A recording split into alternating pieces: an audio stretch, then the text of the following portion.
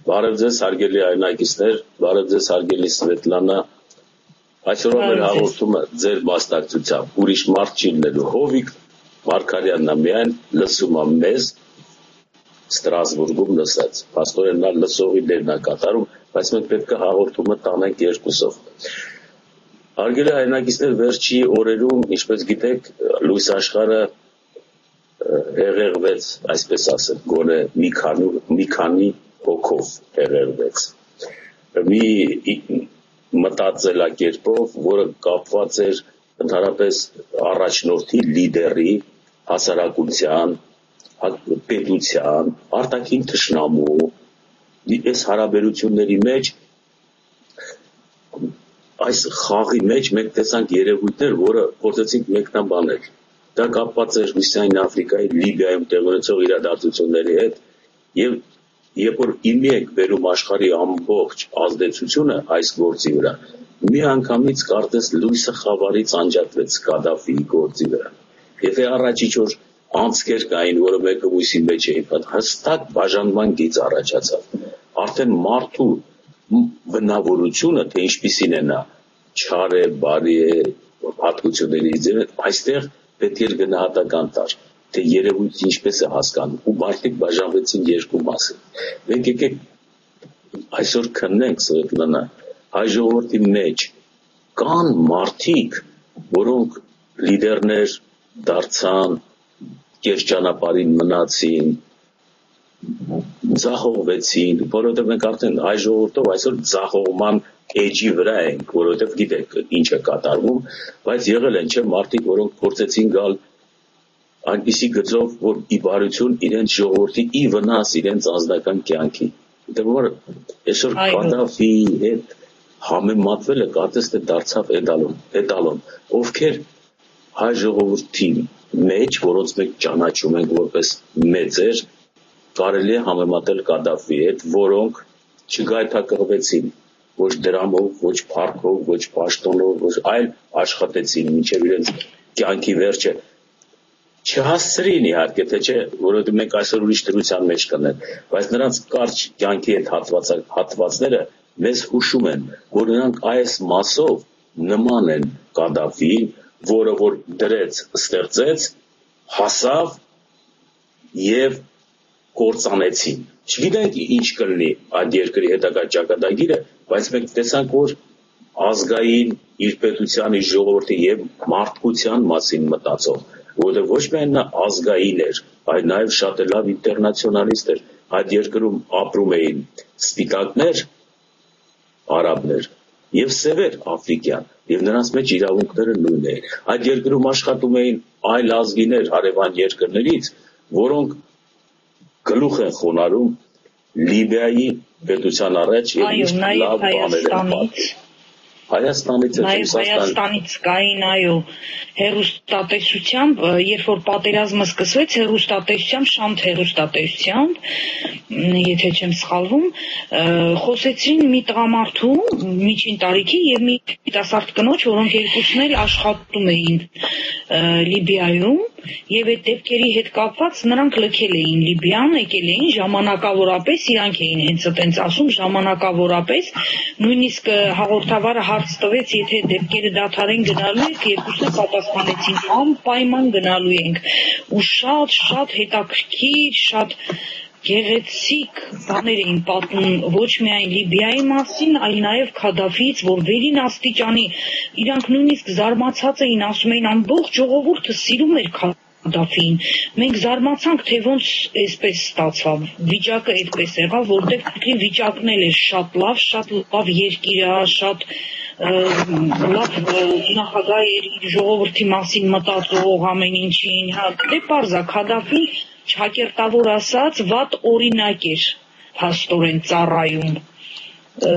եվրոպական այս դեմոկրատական երկրների համար, վատ օրինակ ասցի ճակերտավոր, որովհետև այստեղ կոչվում է դեմոկրատական դրսի մարդիկ, ասենք Հայաստանից կամ նախկին սովետական երկրներից կամ ասիական ուրիշ երկրներից, որ լսել են Եվրոպայի մասին, գիտեն դրախտավայրը մի հատ, այնիշ դրախտը երևի հենց իսկական Քադաֆիի ստեղծած երկրում էր, Լիբիայում էր։ Դրա համար Եվրոպան պետք է հարված հասցներ, ինձ թվում է, էլի Քադաֆիի նման մեկին, որ հանկարծ ուղիղ համեմատություն չտանեին ու տեսնեին իրաց ողբերգական վիճակը։ Գիտեք, մեր մարդկային հասարակության պատմությունը ցույց է տվել ընդհանրապես, այսինքն ժողովուրդները ինչ ուղղով են գնում, ասենք ստրկատիրականից սկսած հռոմեական ժողովրդավարությունը, սենատ եւ այլն, ֆեոդալիզմ, էլի կապիտալիզմ, սոցիալիզմ, կոմունիզմ, այս բոլորը մենք տեսել ենք, կարծես թե իրական ձեռքերի վրա զգում ենք, բայց բոլոր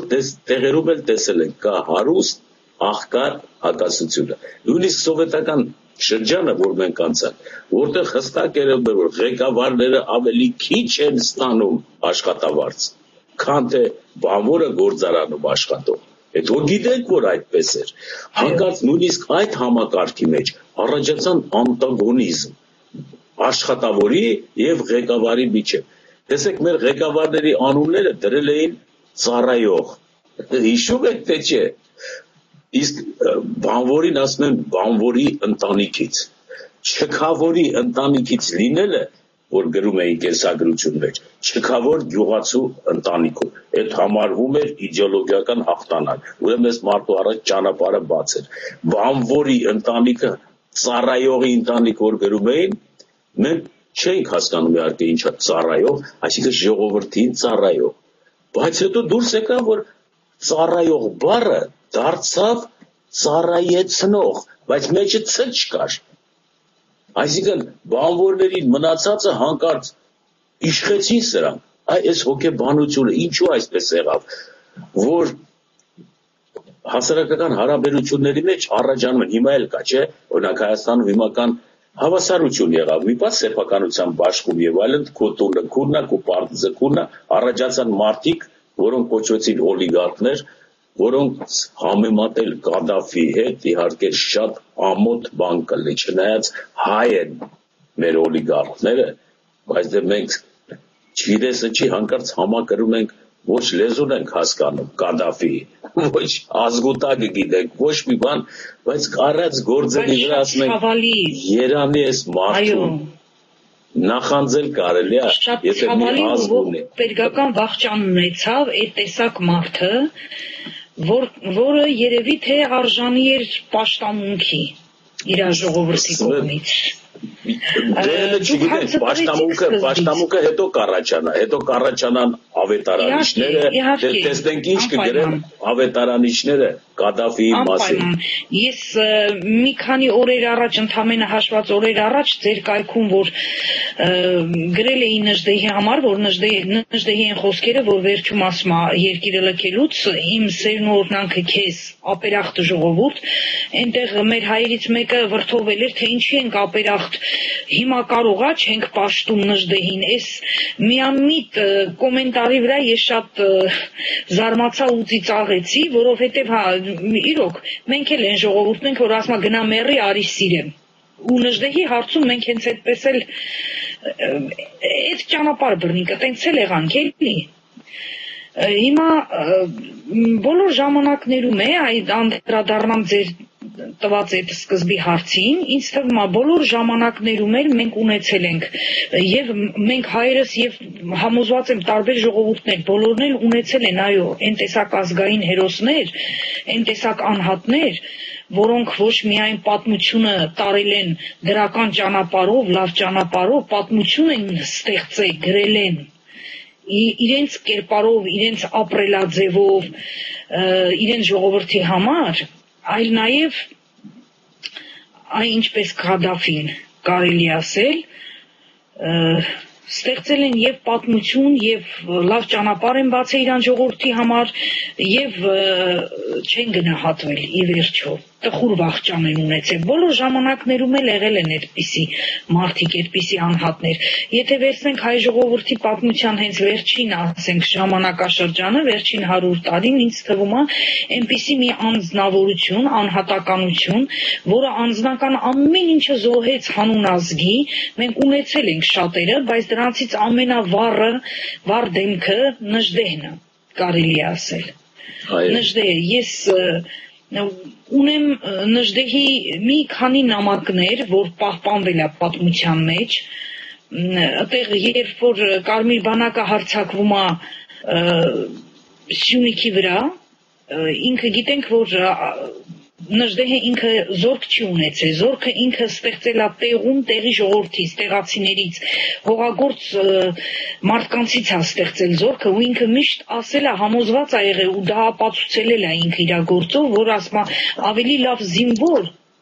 որը կպաշտպանի հողի իր հայրենիքը չկա, քան այն մարդը, ով որ ապրում է այդ հողի վրա, ով որ այդ հողի հողագործն է, եւ նա ապացուցել է, որ ամենալավ զինվորը հենց այդտեղից է դուրս գալի, որ ամեն ինչ պիտի անի պաշտպանի իր կնոջ, իր ընտանիքի պատիվը։ Ու երբ որ արդեն կոմունիստական զորքերը վերևից են խեղդում ադրբեջանցիների հետ, մուսաֆաթականների հետ, ներքևից էլ արդեն թուրքերն են վրա տվել, Նժդեհը այդ ժամանակ գրում է կոմունիստ ղեկավարին, այդ զորքերի, Կարմիր բանակի ղեկավարին, ասում է, դուք ինչ կոմունիստ, իսկական կոմունիստը ես եմ, որ չունեմ սեփական ոչինչ, որ իմ ամբողջ կյանքը ես դրել եմ իմ ազգի համար, ես չեմ ունեցել, ասում է, իմ բարձ եղել են իմ լեռների քարերը, իմ վերմակը եղել է իմ բաց երկինքը, ես եմ կոմունիստը, իսկ դուք ասում է, մտնում եք ձեր զինվորները մտնում են գյուղերը բոլշևիկ եք կոչվում ասում, բայց մտնում եք գյուղերը ասում եւ բռնաբարում են հայ կանանց ու երեխաներին, այն կանանց ու երեխաներին, որոնց պատիվը տարիներով փրկել եմ ես։ Պաստորը դուրս է գալիս Սվետլանա,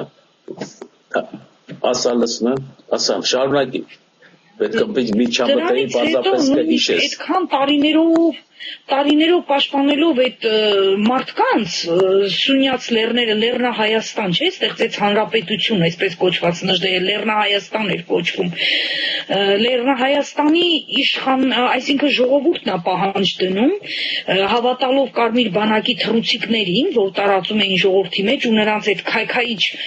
գործունեություն ծավալող այդ բոլշևիկներին, որ մտնում էին գյուղերը, ժողովրդին համոզում էին, որ տեսեք, Ռուսաստանը բոլշևիկական է, այնտեղ հող ենք բաժանել, ցորեն ենք տվել, դե գյուղացուն ինչ էր պետք, գյուղացու խաղաղ կյանք էր պետք, իր դաշտը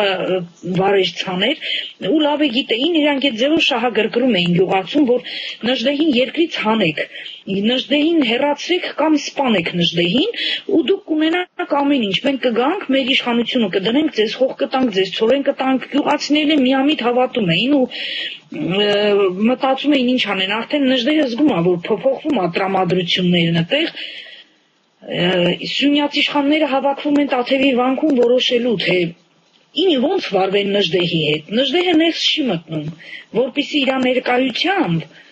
չխանգարի նրանց ճիշտ որոշում կայացնելու, ասում եմ դուք գնացեք ձեր սրտի որոշումը կայացրեք, բայց մի նամակ կա գրում, այդ նամակն էլ է պահպանվել։ Այսինքն գնացեք դեմոկրատիա խաղացեք, ուզում ասի, չէ՞ որ այդ Յանի պետք է ընտրել իրը։ Այո։ Ասում եմ, երբ որ որոշումը կկայացնեք ինձ համար, որոշումը կայացնելուց առաջ նամակս կարդացեք, ու նամակի մեջ գրված շատ գեղեցիկ նամակ է, ահագին երկար, բայց այնտեղ ամենակարևոր տողերը, ասում եմ, հիշացնում անորից, որ ես ասում եմ,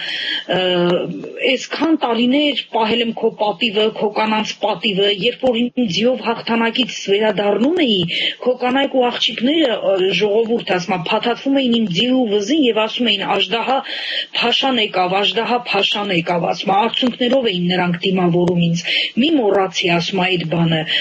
Մի մոռացի, որ ես ասում ոչինչ չեմ, ոչ սեփական տուն եմ ունեցել, ոչ սեփական շահ եմ ունեցել, ոչ գումար եմ ունեցել։ իմ ամեն ինչը, իմ կյանքը, իմ երիտասարդությունը, ամեն ինչը տվել եմ քեզ ժողովուրդ։ Եթե հանկարծ դու որոշում կկայացնես, որ քո փաշային վտարես քո երկրից, դրանից առաջ ասում եմ, կանչել տուր քո երկաթագործ վարպետին, որ սուր բրիչով փորի իմ աչքերը, որ ես չտեսնեմ քո ստրկացումը։ Այսպես է դիմում ժողովրդին։ Ու իշխանները միաձայն որոշում են կայացնում, որ ոչ, Նժդեհը պետքա մնա։ Նժդեհը մնում է, կռիվները շարունակվում են։ Ուրեմն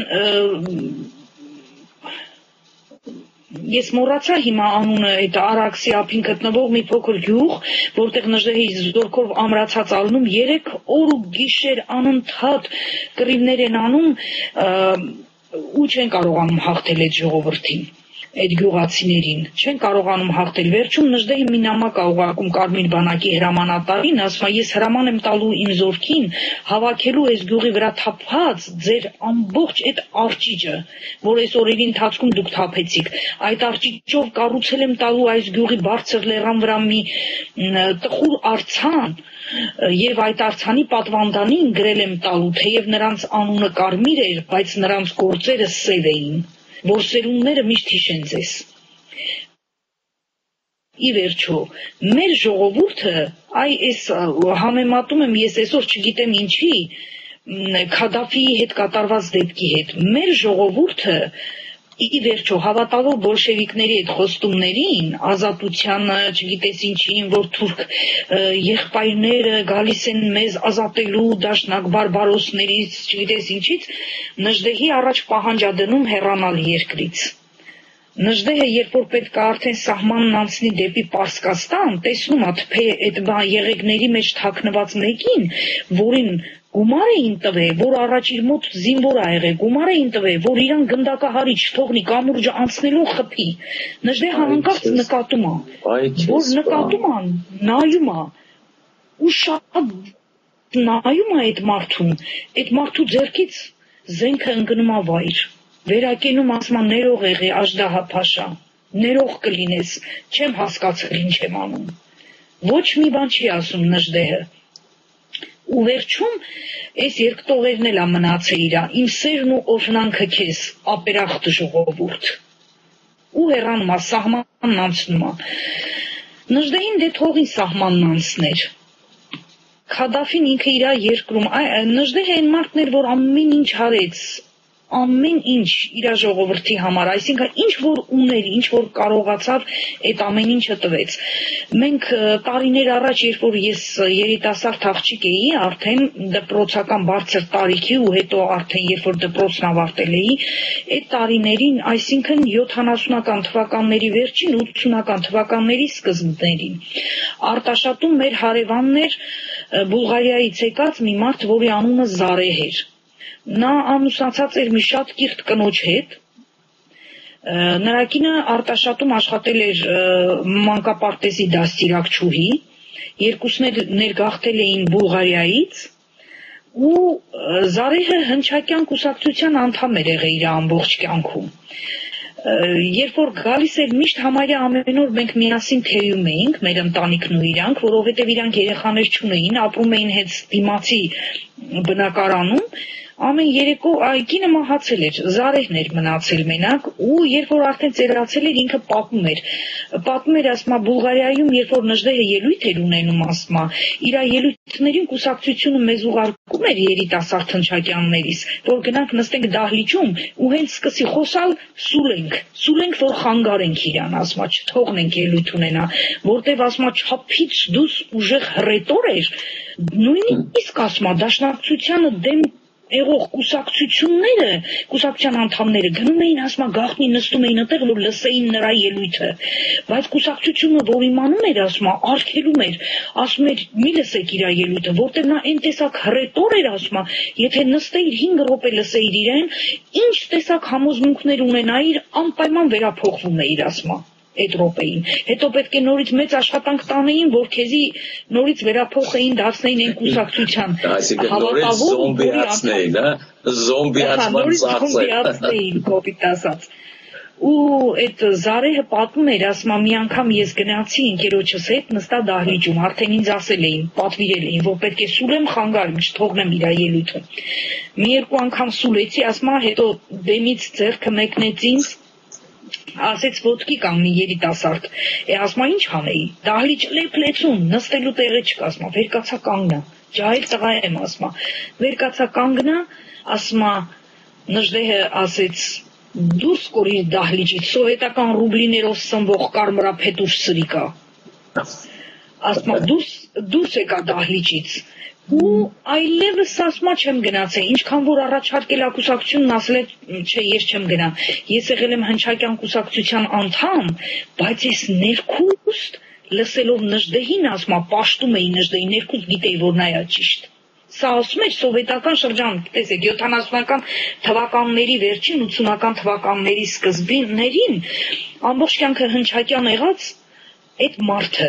Ու ես այս տեսակ մի բանի հավատում եմ, պարոն Քիրեմիջյան, որ մարդու ամբողջ էությունից, խորքից է գալի։ Կան խոսքեր, որ հենց այնպես ասում ենք, նույնիսկ առանց հասկանալ բարկության պահին եւ այլն, բայց ընդհանրապես այն խոսքը, ռետորական խոսքը, որ դու դիմում ես քո ժողովրդին, ճառ ես ասում եւ այլն, ոչ թե այսօրվա այդ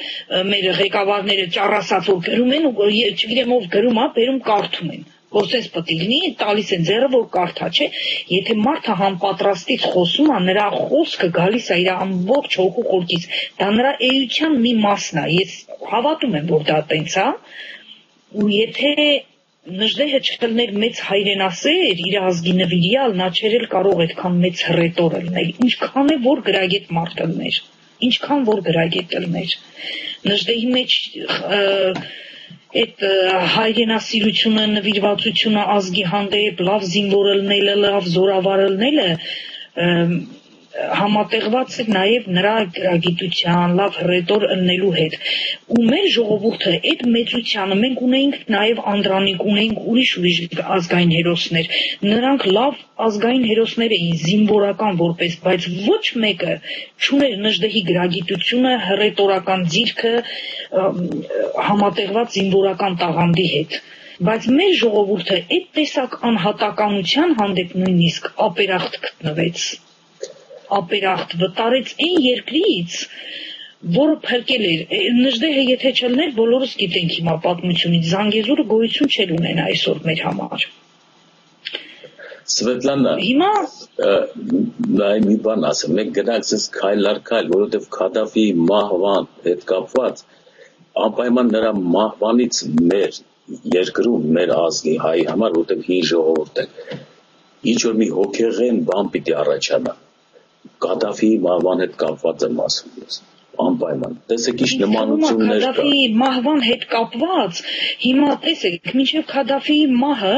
թեկուզ հենց այդ պատերազմը, որը սկսել էր, շատերս գիտեինք, օրինակ ես գիտեի, որ սարքած պատերազմ,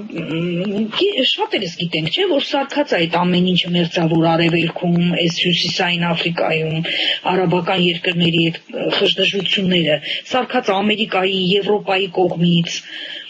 բայց մինչև Քադաֆիի մահը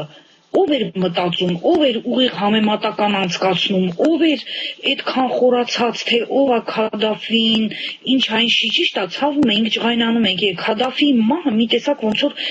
ինձ թվում է, էլի, ազնիվ հոգու տեր մարդկանց հոգու մեջ ու ուղեղներում ցնցում առաջացրեց։ Ցնցում, մտածել տվեց, թե ինչ է կատարվում աշխարհում։ Այս ինչ են անում, ուր է հասել մարդկությունը, հենց առաջինը Լիբիայի ժողովուրդը, որ թույլ տվեց իր ազգային հերոսին այդ տեսակ խայտառակ ձևով, այդ տեսակ վերջաբան որ ունենա։ Բայց դա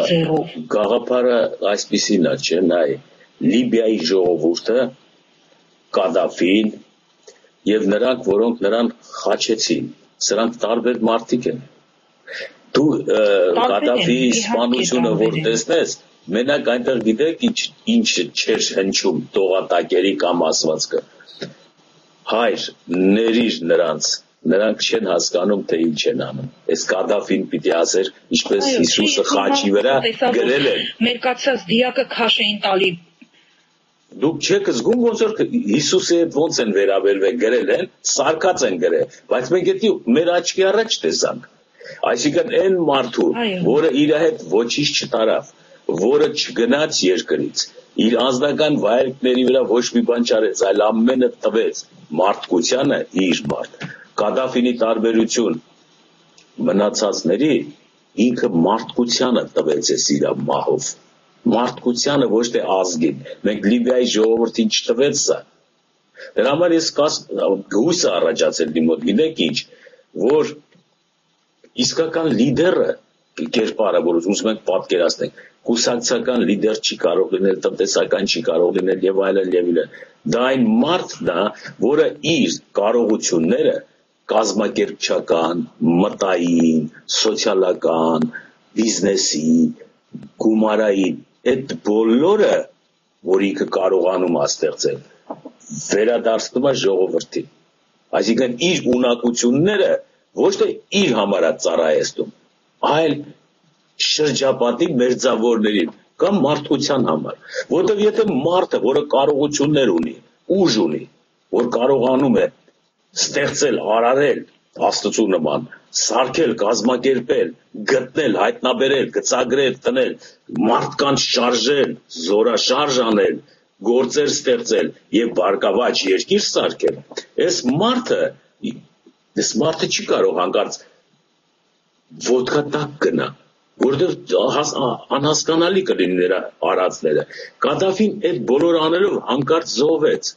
Նշանակում է այ քո ասածը, որ մարդկությունը անպայման մի հատ կվերանայի ինքն իրեն։ Մենք հույս ունենք,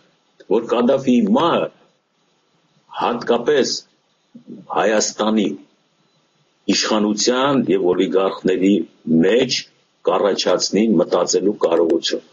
Իհարկե նրանք շատ ոչ միայն Հայաստանի այո,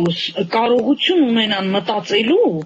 ոնց որ ասում են վերևինները, իսկ ներքևին ասել չեմ ասում, ասում ենք վերնախավ իշխանությունն, այսինքն պետք է կարողանա մտածի, դաս ստանա ոնց որ դաս քաղի այս պատահածից, իսկ ներքևինները, այսինքն ժողովուրդը, մեր հայ ժողովուրդը ավելի լավ պետք է մտածի, ինչի համար է կատարվում սա, անկախ նրանից, թե այդ ընդդիմություն կոչվածի գլխին ով է կանգնած, իշխանության գլխին ով է կանգնած, ինչի համար է սա կատարվում եւ սրանից հետո ըլնելու է լավը, թե ավելի վատը։ Այստեղ Բելգիայի Անտվերպեն քաղաքում 1 տարի առաջ ուրեմն մեծ հրապարակում հավաքված էին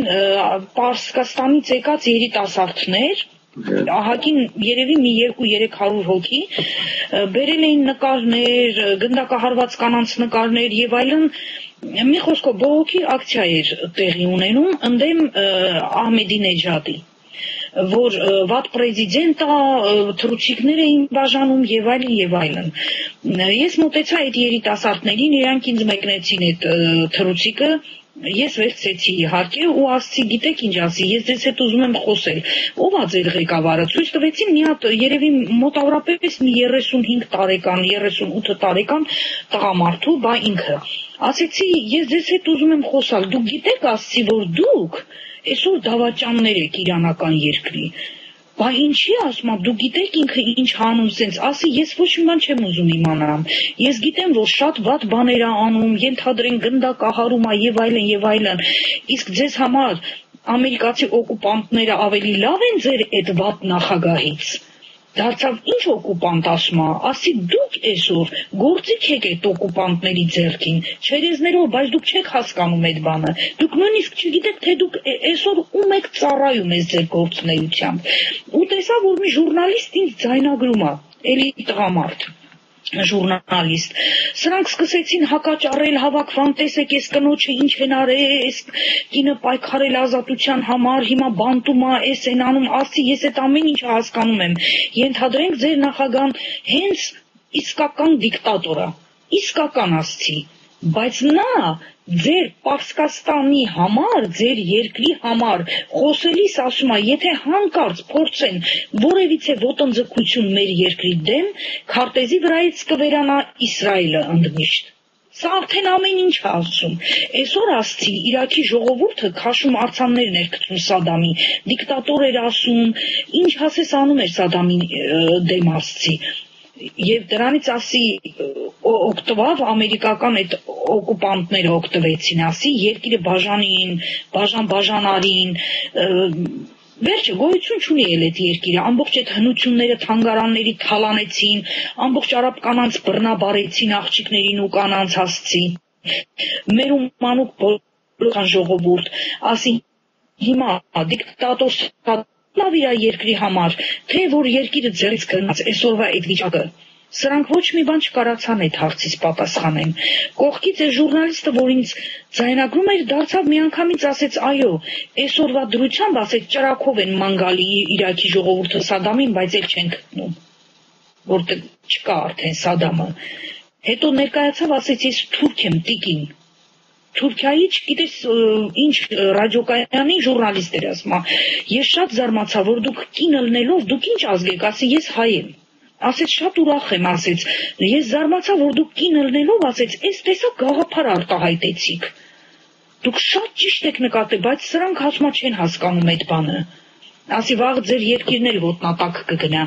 Այ այսօր Լիբիայում այն երիտասարդները, որ օգնեցին եվրոպական ու ամերիկական այդ օկուպանտներին, այսինքն սրանց թիկունքում պարզ է, որ Իսրայելն է կանգնած։ Պարզա, այդ կասկածի ոչ մի տեղիք չկա, չի տալիս։ Այն երիտասարդները, որ օգնեցին այսօր Քադաֆիին այս վաղճանին հասցրեցին, իրանք հենց իրանց երկրի դավաճաններն են,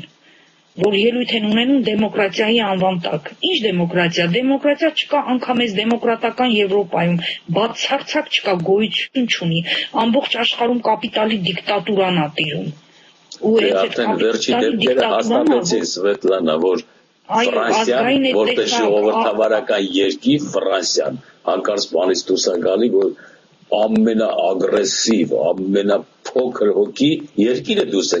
կապված Լիբիայի հետ։ Այո։ Ապացուցեց, ինչ իմաստ է խոսքը։ Բայց դուք ապրում եք Եվրոպայի կենտրոնում, Բելգիա, չէ՞, Բելգիայում եք ապրում, այդտեղ ամեն ինչ քաղաքակիրթ, բանի ձև, բայց նման որոշում, որ կայացնում եք Եվրոպայի մասին, մի տեսակ տարօրինակ է հնչում մեր հայրենակիցների համար։ Պարոն Քեմիջան, գիտեք ոնց, ժողովուրդը, երբ որ ասենք մարդիկ, որ չեն եղել ոչ թե չեն եղել, չեն ապրել, երկար ժամանակ չեն ապրել Եվրոպայում, իրանք չգիտեն, իրանք պատկերացնում են Եվրոպան այս վառվռուն, լուսավոր բաներով, ռեկլամներով, մեծ գեղեցիկ լավ խանութներով, ճոխ խանութներով, լավ ռեստորաններով, լավ կաֆեներով, չգիտես ինչ, նպաստներ տալիս են, շատ լավա մարդիկ, այ ապրում են էլի դրախտ է, այդպես չի իրականում, այդպես չի։ Հավաքված այդ մարդիկ, որ օտար երկրներից գալիս են, նախ առաջին հարվածը հենց այդ որ դռները բացին ու ընդունում են փախստականներ, դա հենց հարված էին հասցնում են մյուս երկրներին, առաջին հերթին նախկին սովետական միության երկրներին, մինչև վերջ էին ուզում քայքայածլնեին, նրա աշխատուժը խլեին, որ հանգարց նորից ոտի չկանգներ այդ երկիրը։ Աշխատուժը խլելուց հետո մենք արդեն ովքեր որ եկանք ստեղ, մենք բարի բուն իմաստով կոպիտ եմ մի քիչ ասում, ընդհանրեն աշխատուժ ենք, մեքենա ենք իրանց համար, մեքենա, աշխատող մեքենա ենք իրանց համար, աշխատուժ ենք, ուրիշ ոչ մի բան, իրանց ժողովրդի ծնելությունը շատ պակաս է, այդ բացը լրացնում են դրսից եկածներով, բացի այդ, այս երկիրը ոչ թե մենակ օտարների համար իհարկե առավել ևս, բայց հենց իր ժողովրդի համար դեմոկրատական երկիր չի, ոչ մի հարց երբեք չի կարող ոչ մի բելգիացի լուծել օրինական ճանապարհով։ Հիմա թող կարող է պատահի, մեր միամիտ շատ հայեր կանգնեն հակաճառեն ասեն, վայ չէ, ինչ եք ասում բան, եթե խորանում ես ուշադիր նայում ես, ես ամեն ինչը ուշադիր նայում եմ, տեսնում եմ, ոնց է սրանց դրվածքը, ինչ են անում, մարդը աշխատում է 45 տարի բարձր աշխատավարձով, նույն աշխատավայրում օրինակը իմ ամուսինը արդեն նա 40 տարի աշխատել է, 41 տարի, եւս 4 տարի աշխատի, նա թոշակի կգնա։ 45 տարի աշխատելով բարձր աշխատավարձով նույն վայրում վերջում ստանալու է 1100 քանի եվրո թոշակ, 1200-ի չի հասնում, եւ այդ 1100 եվրոից նա նորից մուծելու է պետական հարկեր, երբ որ 45 տարի նա արդեն մուծել է, բայց նորից է մուծելու այդ պետական հարկերը։ Դա որպեսզի պատկերացում կազմենք, թե եվրոյի գնողականությունը ինչ է, օրինակ միջին միսը կիլոգրամի ինչ արժի։ Միջինը, ասենք թե օրինակ խանութներում պատահում է նաև 4 եվրո 50 սենտ, սա մինիմումն եմ ասում, էլի, մինիմումն եմ ասում։ Բայց այդ 1000-ից տան վարձել պիտի տա, այդ 1000-ից տան վարձել պիտի տա, թե։ Հիմա ես ասեմ, այո, անպայման։ Կամ կարող է եւ արդեն սեփական տուն ունենա, բայց դա չի կարևոր։ Եթե սեփական տուն ունի եւ իր կրեդիտը մուծած վերջացրած է, ավելի շատ է հարկ տալիս պետական հարկ, ավելի բարձր պետական հարկ։ Այսինքն հողի հարկ պետք է տա, չէ, պրոպերտի հարկ։ Հողի հարկը առանցին, դա էլ է տալու անպայման։ Դա էլ է տալու։ Օրինակ մարդկանց մեջ առաջներում ես լավ հիշում եմ, երբ որ նոր էինք եկել, այսպեսի պատկերացում կար, որ ասում էին եվրոպացի թոշակառուները միլիոների նման ապրում են, բայց իրականում այդպես չի։ Երբ որ նայում ես, միլիոների նման ապրում են շատ հատուկ են մարդիկ, ովքեր աշխատել են ադվոկատ, բժիշկ, մենակ դրանք, ուրիշ ոչ մեկը աշխատող ամբողջ կյանքը աշխատած ֆաբրիկայում կամ որևիցե տեղ աշխատող մարդը, որ արդեն թոշակի է գնացել, նա կյանքում չի կարող այս երկրում լավ ապրել, ոչ թոշակի ժամանակ, ոչ էլ իր աշխատած տարիներին, աշխատում են, աշխատավարձը հավաքում են, տնտեսում են, մենք հայերս ասում ենք, այ, սրանք կոպեկի մեռած են, կոպեկները, բայց չենք հասկանում, որ այդ կոպեկները հաշվում են վաղվա օրվա համար, ում խոսեցնում ես ասում է, մենք ունենք խնայողական հաշվի համար, որ մեր թոշակի ժամանակ այդ փողը կարանանք օգտագործենք, այսինքն երիտասարդ ժամանակ աշխատում են, չեն վայելում կյանքը, փողը հետ են գցում մի քիչ, որ կարանան ծեր վաղտը, ծեր ժամանակել նորից էլի այդ հարկերը մուծում են, եթե ծեր ժամանակ իրանք խնայողություն չունենան, ոչ մի թոշակառու միջին կարգով անգամ չի կարող ապրի, միջինի ցածր ապրում նա, մարդը աշխատում է 30 տարի, 30 տարվա ստաժ ունեցող մարդը ստանում է 800 եվրո թոշակ, սա ահավոր բան է, ու այդ 30 տարի աշխատած 800 թոշակով ապրող մարդը մուծում է եւ պետական հարկեր, եւ հողի հարկ, մուծում է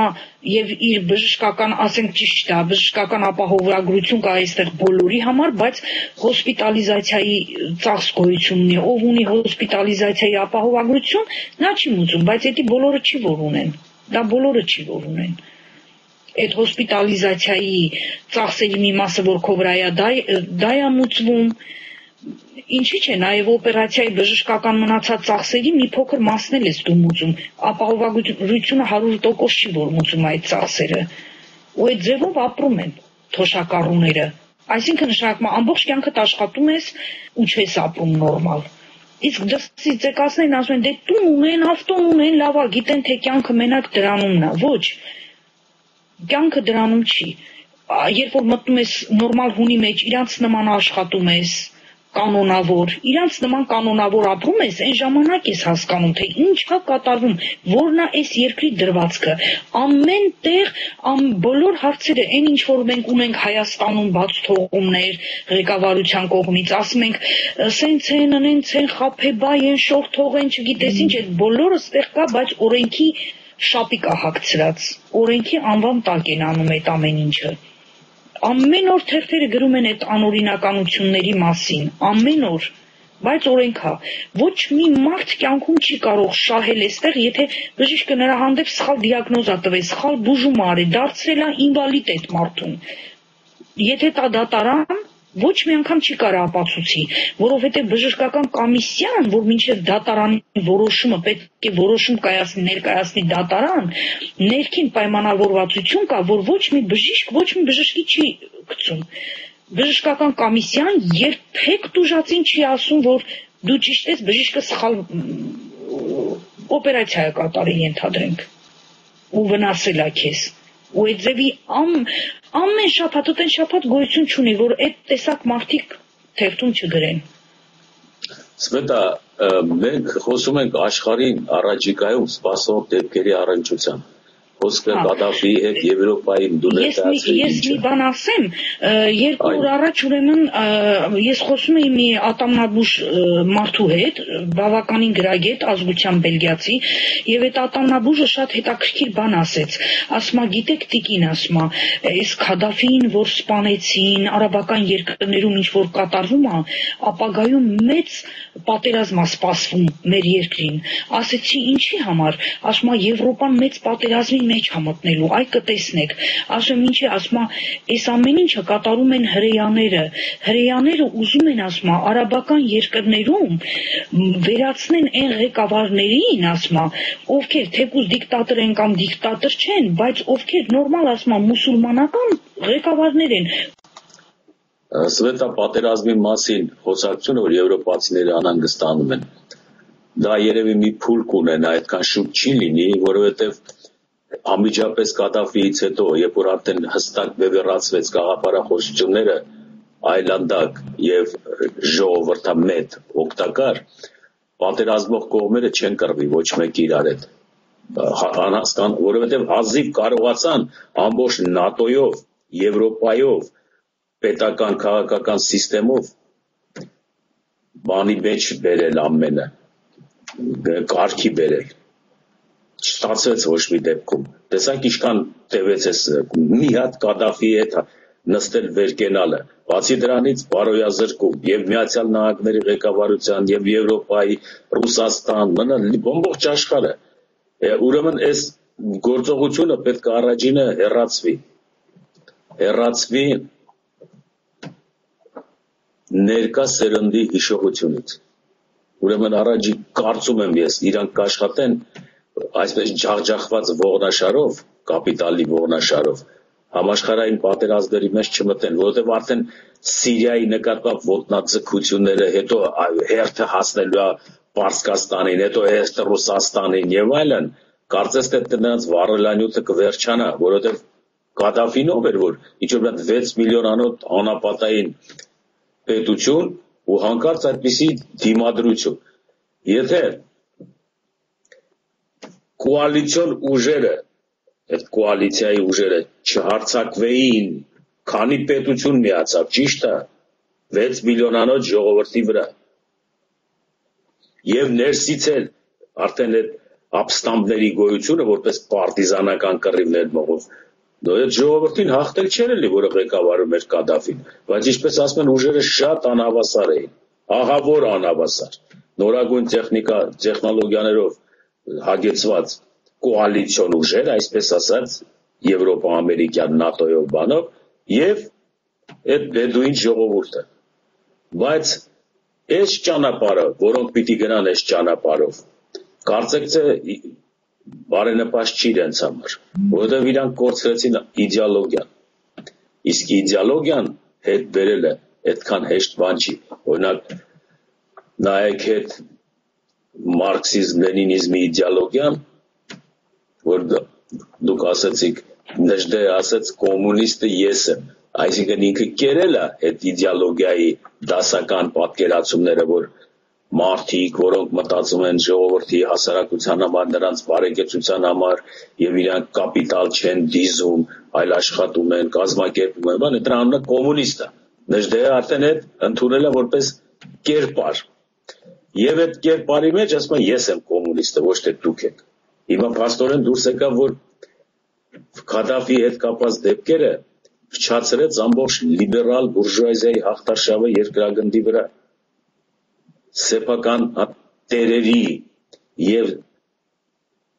սեփականազուրկների, այսպես ասած, հարաբերություններ չեղան սա եղավ ընդամենը մարդ հարաբերություն, որտեղ մի մարդատեսակը, ասենք Կադաֆիի կերպարի մեջ, որը ունի փողի ռեսուրսներ, որը բաժանում է ժողովրդին, որը որ ժողովրդին է վերադարձնում ժողովրդից կուտակվածը, որը այսինքն արտադրություն, աշխատանք, փող, այս շրջանը փակում է, որը մեզ չհաջողվեց Հայաստանում ստեղծել 3 միլիոն ժողովրդի մեջ, չկարողացանք, ոչ ոք չկարողացավ անել, որտեղ արդեն ներկա էր մի հատ իդեոլոգիա իդեմս արևմտյան Եվրոպայի եւ արևմուտքի, այսպես ասած, որը որ չթողեց այդ բանը տեղ ունենա, նա պարտադրեց, որ պետք է սկսվի խաղը, իսկ խաղալու համար պետք է սեփականա շնորհում, այսինքն ամեն մարդ պետք է ունենա կազինո մտնելու $20, որ այնտեղ խաղա, իսկ $20 տրվում է նվեր, հետագայում նա շալվարն է տարվում, երև Հայաստանում սա եղավ, սեփականաշնորհում բնակարանների, սեփականաշնորհում հողերի, սեփականաշնորհում եղած չեղածի հավասարության սկզբունքով, ուշադրություն դարձրեք, անհավասարություն չկա, որից հետո սահմանադրություն, որը նշան տվեց, որ սկսեք խաղալ, եւ սկսեցին խաղալ, 20 տարի տևեց այս խաղը, արդյունքում երկիր ունեցավ սեփականաշնորհված երկիրը, բոլորին հավասար բաժանված գումարները կուտակվեցին առանձին մարդկանց մոտ եւ նրանք կադաֆիներ չեն, եթե նրանց մեջ մեկն ու մեկը, որ ասենք մի միլիարդ, մի քանի 100 միլիոն, այդ խաղից կարողանա մեջ բերել եւ ստեղծել Հայաստան, որտեղ ժողովրդի արտադրածը, շահածը, պետության շահածը բաժանվում է ժողովրդին։ Ոչ մի բան չի կուտակվում կամ դուրս չի հանվում արտասահման կապիտալի ձևով։ Չի հեռացվում։ Այդ բոլորը ժողովրդին է պատկանում։ Եվ եթե պետությունը դրսում բանկ ունի, ապա այդ էլ է ժողովրդին պատկանում։ Ինչից է երևում, որովհետև այդ բանկի ունեցվածքը չի ծախսում իշխանավորը։ Այլ դրել անտե, որ աշխարհի հետ առևտուր անի։ Այս բանը չեղավ Հայաստան։ Եվ չլինելով հանդերձ, կարծեք թե հիմա Կադաֆի մահվանից հետո մեր մոտ կառաջանան նման մտքեր։ Օրինակ զգացվում է, որ օլիգարխների համակարգում պիտի որ առաջանան նման մտքեր, ամոթ է չառաջանան։ Առանձին մարդիկ պիտի հասկանան, որ իրանց ունեցվածքը, որ կուտակել են, այդ իրանցը չի, պարզապես հետո ամենը պիտի վերցնի արևմուտքը եւ ամենաշուտը արագ բաժանելն է, այս պիտի հասկանան, որտեղ ժողովրդից չեն կարող վերցնել եւ հետո իրավական դաշտեր ստեղծեն, այսինքն ժողովուրդն է փայատերը, այն ինչ որ ազգին է պատկանում, հանքա, գործարանա, ջուրա, նավթա, գազա, ինչ որ է, որից որ շահույթ է գալի արտասահմանի հետ հարաբերվելուց, այդ շահույթը բաժանվում է ժողովրդին, ինչ որ Կադաֆին էր անում, ոչ թե Իրան է վերցնում, հետո պահում է արտասահմանի բանկում, ժողովուրդն էլ մատերն է ուտում, այսպես ասենք։ Նրա արդեն արած գործերից հայտնի դառավ, որ եթե էլեկտրականությունը ձրի է, չգիտեք, երթևեկությունը ձրի է, չգիտես էսի ձրի է, այն ձրի է, ժողովրդի համար, այսինքն պետական բյուջեից է գնում, որը ժողովրդինն է։ Ամուսնացող զույգին 64,000 պետությունը նվեր է տալիս, որպեսզի բնակարան գնեն, նվեր, ոչ թե տոկոսով է տալիս։ Կադաֆիի բանկերը գործ սկսողին, ով որ բիզնեսի մտահղացում ունի, ինչ որ մի բան ունի մտքի մեջ նախաձեռնան, մի քանի տասնյակ հազար գումար է տալիս, նվեր սկսելու համար, մտահղացումը իրագործի։ Եվ ավելի գումար վերցնելու դեպքում տոկոսադրույթ հարկ չի վերցնում բանկը։ Նման պետությունը, որը ֆրանսիական ուտոպիստների երազանքներ եւ որը չկայացավ, որը Կադաֆին կարողացավ իր կյանքում 40 վերջի տարիներում ստեղծել, իհարկե աշխարհը շուռ տվեց գլխի վայր։ Այս հենց այնպեսի մի բան չի։ Սա հասարակ բան չի։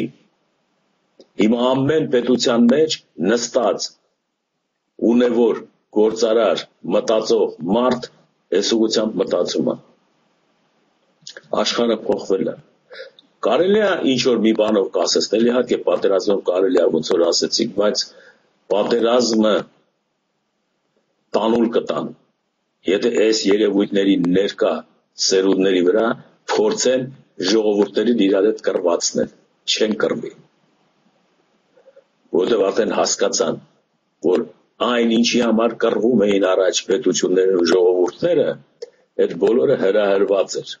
Իսկ հիմա աշխարհը ճանաչում են եւ գիտեն ով է իրաց բարեկամը, ով է իրաց թշնամին, որտեղից է գալի։ Ուրեմն